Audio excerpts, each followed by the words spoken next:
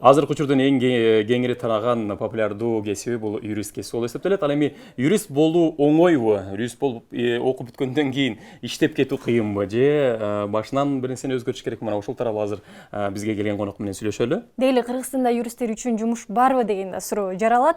Эми ушул суроо жана башкаларга жооп алуу үчүн биздин студиябызга Жомарт & Co юридикалык компаниясынын президенти Жомарт Жолдошов бизде конокто.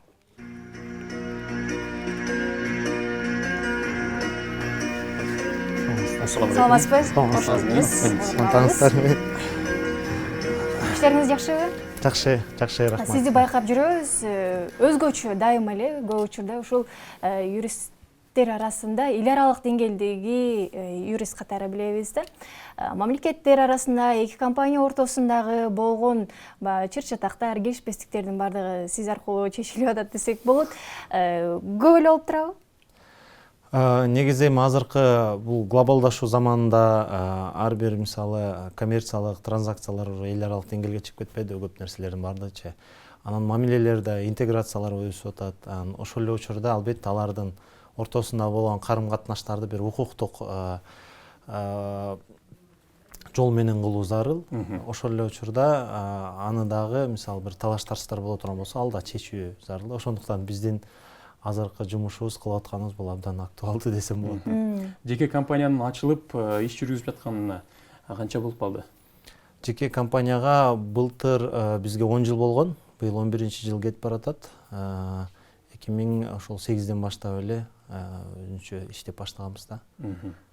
Өзүңүз юрист окуу жайын, чоң окуу жайды аяктап келгенсиз, анан кийин бул ишкананы ачууга сизге эмне мындай түрткү болду? Мына ушуну ачыш керек, ошол Кыргызстандын бир башка мамлекеттердин ортосундагы келишпестиктерин чечиш керек деп кантип ачып калдыңыз муну? Башында эми биз баягы юрист катары эле компанияларга кирип иштечүбүз да. Анан бирок башынан эле ошол өзүм кыялым бар болчу. Себеби мен баягы чоң юридикалык компанияларды көргөндө биз да ушундай бир Кыргызстандан чыккан бир чоң юридикалык компания болсо экен деп кыялданып жүрчүм да. Аны үчүн ага чейин мен бир ошо 4 жылдай эме кылдым, тажрыйба топтодум, ар түрдүү компанияларда иштеп чыктым. Андан кийин чет өлкөгө бир барып келип, бир сыйра көрүп туруп, анан ошол өзүм юридикалык компания ачайын деп чечтим да. Биз билгенден чет өлкөдө жашап келдиңиз, 2 жылдай. Лондондо жүрдүңүз окшойт. Ал жактан мен эми баягы акыркы 5-6 жыл болуп калды. 6 жылдан бери ошол эл аралык арбитраж менен иштеп баштадым. Анан иштеп баштагандан кийин Азияга барып, Малайзияга барып, Сингапур, ушу Гонконгдогу арбитраждык институттарга арбитр болуп иштеп калгандан кийин мен эми кийинки максатыбыз, кадамыбыз бул Европа аркылуу дүйнөлүк деңгээлге чыгуу болчу. Ал эми Европа дүйнөлүк деңгээлге чыгуу үчүн, Европанын рыногуна, базарына кирүү үчүн сөзсүз түрдө Европанын бир билими керек болчу да магачы. Анан ошондуктан өзүм бир чечим кабыл алып туруп, Лондонго барып, Лондондо дүйнөдөгү эң алдыңкы болгон ошо Мария Канышасынын Лондондогу университети деген бар. Ошол жерде эл аралык ошол талаш-тартыштарды чечүү боюнча магистратураны окуп, ошол жерден инвестициядагы паракорлук жөнүндө, коррупция жөнүндө изилдөө жүргүзүп, ошол диссертацияны жактап келдим да. Эми бул баягы билимге кошуп. Анын жыйынтыгында эми азыр биз пландагандай эле ошол Европага офис ачканбыз Лондондо. Азыр ошол дүйнөлүк. Демек ал жакта дагы иш жүрүп атат, ал жакта дагы. Жакшы. Жомарт мырза, айтсаңыз, мисалы акыркы жылдарда же болбосо көп жыл эле болуп калды, юрист болууну каалаган абитуриенттер көп, юрист болууну каалаган эле элдер көп, юридикалык академияга тапшыргандар көп дегендей. Анан деги эле бирок сиздин айтууңуз боюнча система өзгөрбөй жатат юристтерди деп атасыз да. Негизи юристтер үчүн азыркы учурда жумуш барбы? Кантип тапса болот алар? Негизи азыр юристтердин базары дагы бул абдан көп тараптуу болуп кетти да. Көп тараптуу болуп кетти. Анан чын айтканда жумуш абдан көп. Биз мисалы ошол эле эл аралык тартыштар боюнча иштейин десек дагы биздин компанияда иштегендердин көбү чет өлкөлүктөр да. Мисалы Индиянын жарандары, Италиянын жарандары, Кыргызстандан аз болгон үчүн, аз эмес, мындайча айтканда жок деп деле айтсак болот да. Адистер жок болгон үчүн мисалы Кыргызстандан биз ала албайбыз да. Ошондуктан негизи эле базар абдан бош, иштеш керек, бирок туура жолду тандоо өтө зарыл го дейм. Себеби ошол базарды жакшы сезе билип, анан кайсы нуктада өзүн өнүктүрүү керек. Анан биз эгерде мурункудай эле система менен мындай түшүнүктүү кабыл ала турган болсок, бул мисалы окунуп бүтөсүң, анан бир жерге специалист болуп киресиң, же болбосо бир милицияга орношосуң, же прокуратурага киргенге аракет кыласың, ушул сыяктуу система менен. Бул эми бул башка чөйрө да, бул баягы мамлекеттик кызматка иштөө, укук коргоо кызматтарына иштөө, бул өзүнчө болуп эсептелет. Жалпы эле укуктук базар бул Кыргызстанда айрыкча бош, окуш керек, бирок туура жолдорду тандап, туура бир нук менен жүрүш керек да. Эми аны деле биз баягы жардам катарында деп азыр ошол Кыргызстандын юридикалык коому деп ачканбыз. Бул жерде ошол жаш юристтерди чогултуп, ошолорго жаңы түшүнүктөрдү берип, анан жаңы ой жүгүртүү, критикалык ой жүгүртүү менен анан бир жаңы муун даярдоо максатында да. Жаш юристтерди топтоп, аларга бир жаңы багыт көрсөтүү деп атпайсызбы? Бирок ал жаш юристтердин жогорку окуу жайдан алган билими сиздин ошол багытыңызды түшүнө алабы? Мына ошол билим, ошол нерсени түшүнгөнгө жардам бере алабы? Мына ошондой болуп атпайбы кептин баары? Кандай деп ойлойсуз? Мен сизге толук кошулам, себеби биз ошол коомдук бирикменин алкагында көптөгөн долбоорлор бар да. Анан кээ бир долбоорлорду мисалы ушундай сонун долбоор, бирок коомдун даяр болбоосуна карап кетпей калат экен да. Себеби баягы артына жыйынтык болуп калат. Анан мен өзү билим жагына деп эле көп эме кылбайм. Мен университетте сабак бергенде аларга эми өзүмдүн предмет аркылуу эле берем.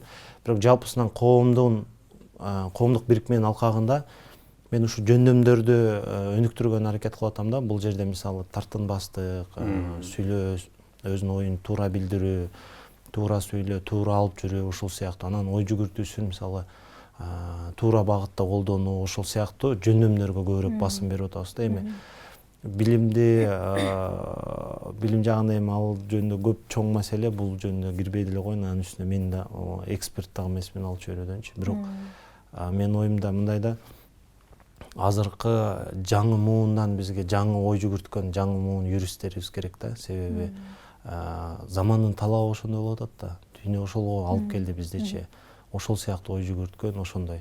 Мен ойлойм, эгерде бизде принципиалдуу, туура баалуулуктар менен тарбияланган юристтерибиз боло турган болсо, анда бизде коомдогу болуп аткан туура эмес, мисалы көрүнүштөр, ошол эле коррупцияга окшогон көрүнүштөргө бир топ эле чек коюлуп калат да. Анан мен лекция берген жерден да дайыма айтам, мисалы 300, 200 балдар келет, студенттерчи, юристтер. Анан айтам, эми булардын араңардан уксаңар көп болсо бир 10%-ыңар угуп атсаңар керек мени.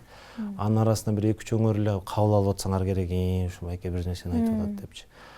Ошоңордун ичиңерден бирөө эле мага чыгып бергилечи, ошондой менен мага мындай менин өмүрүм жөн кетпеди деп эле эсептейм. Себеби бир эле кадр, бир эле юрист кандай көп нерсени чечип коет да. Анан биздин максат азыр ошол. Биз жаңы муун ушу 7 областыбыздан эң аз дегенде бир 7 мыкты уул кыздарыбызды жакшы өстүрүп алсак, эл аралык билим берип, жакшы бир ой жүгүртүү менен, мен ойлойм ошолор эле областта көп нерселерди чечип коет да. Эми аларды көрүп башкалар өсөт да. Ошондой ой менен да. Ушул Instagram баракчаңыздан деле, башка социалдык түйүндөрдөн деле көрүп атабыз. Ушул иш-чараларды, тренингтерге көп катышып жатып, аларга лекцияларды окуп атыптырсыз. Бул өзүңүздүн баягы каалооңуз менен болуп атабы же чакыруу менен барып атасызбы? Көп учурда чакыруу менен болуп калат. Бирок мен өзүмдүн жашоомду мындай так бөлүп койгом да. Бул жеке жашоом, профессионалдык, адистик жашоом, анан кийин бул коомдук жашоом депчи. Анан ошонун алкагында иш алып барам, ошондо баланс кылган аракет кылам да. Үй бүлөгө бөлүп, анан кесиптик жактан мисалы жумушту кылам. Анан биз баягы коомдо жашагандан бери коомдун бир бөлүгүбүз да. Анан бир кээде мисалы бардык эле адамда болсо керек, бир салым кошкусу келет, бир нерсе кылгысы келет, анан чачырандуу болуп эле ар нерсе кыла бербей, мен ошол биздин өзүбүздүн кесиптик жолду тандап алгам дагы, ошол жактарга балдарга мисалы убактымды бөлүп, болгон нерсени аябай мисалы бергенге аракет кылам да. Тажрыйбаны бөлүшүп. Чет мамлекеттен салым кошуу деп калбадыңызбы?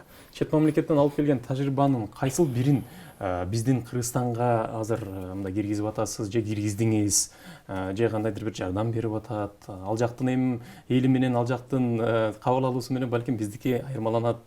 Ал жактын бүтүрүүчү баягы бүтүрүүчүлөр менен биздин бүтүрүүчүлөрдүн айырмасы. Мен эми негизи баягы эл аралык талаш тартыштар боюнча өзүмдүн адистигим болгондуктан ал жөнүндө абдан көп тажрыйбам жана абдан көп маалыматым бар да. Анан биринчи эле А дегенде эле мен ошол университеттерге сабак берип баштадым ошол темада. Ал жактан келгенден кийин. Келгенден кийин бул эми баягы студенттер ошол эмне экенин үйрөнсүн деп. Ал дагы жетишсиз болгондуктан быйыл эми Кудай буйруса азыр жакшы эле кабар болуп калды эме депчи бекитилди деп.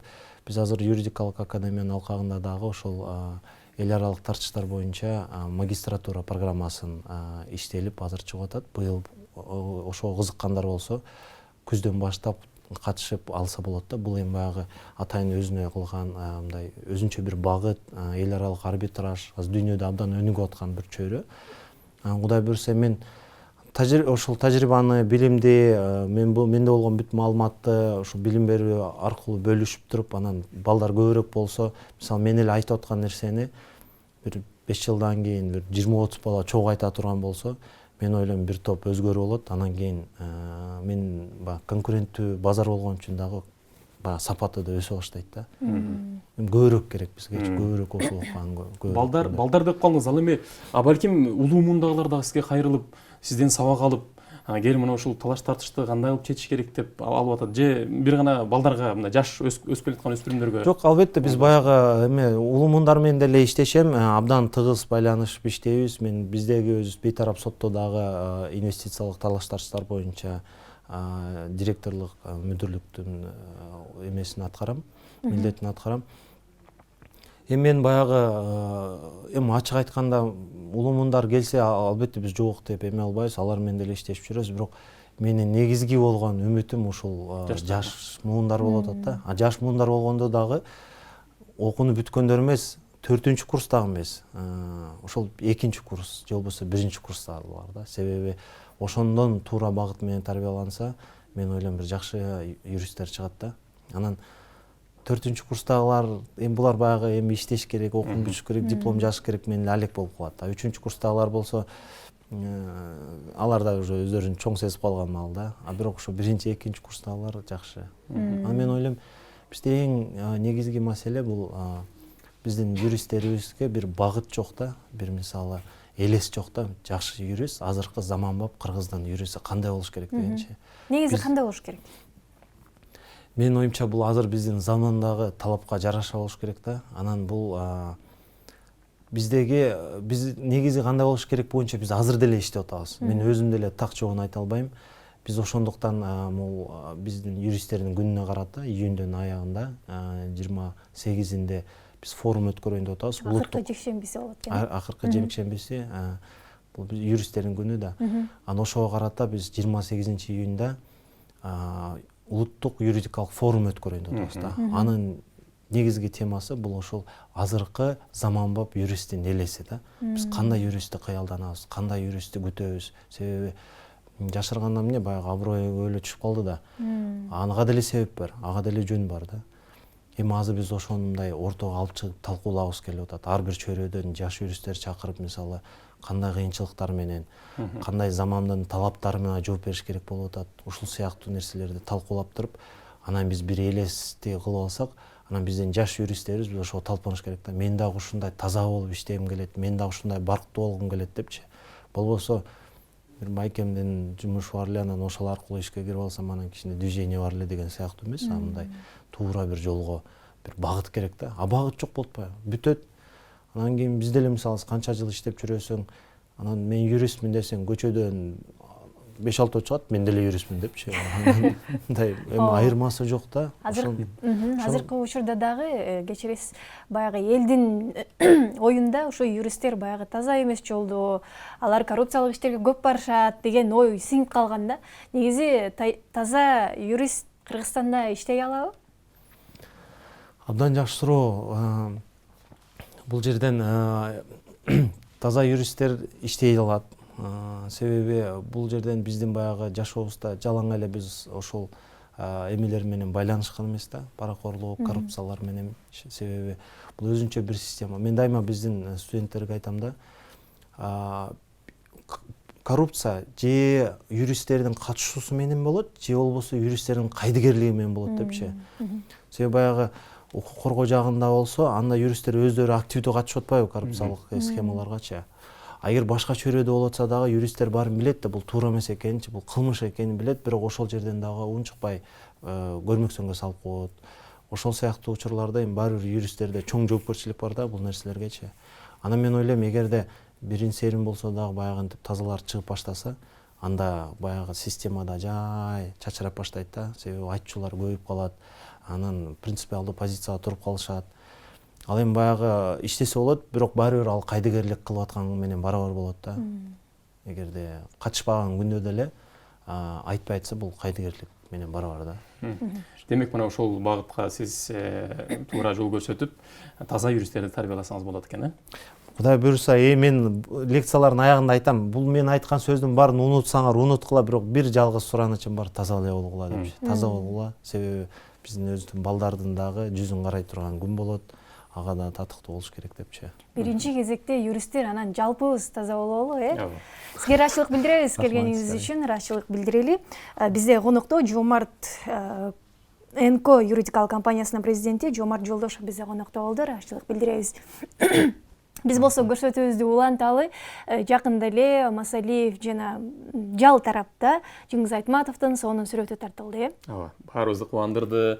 Мына ушул сүрөт тартылыш керек эле деп бардык биздин коомчулук ыраазычылыгын билдирди. Ошо тууралуу көрөлү.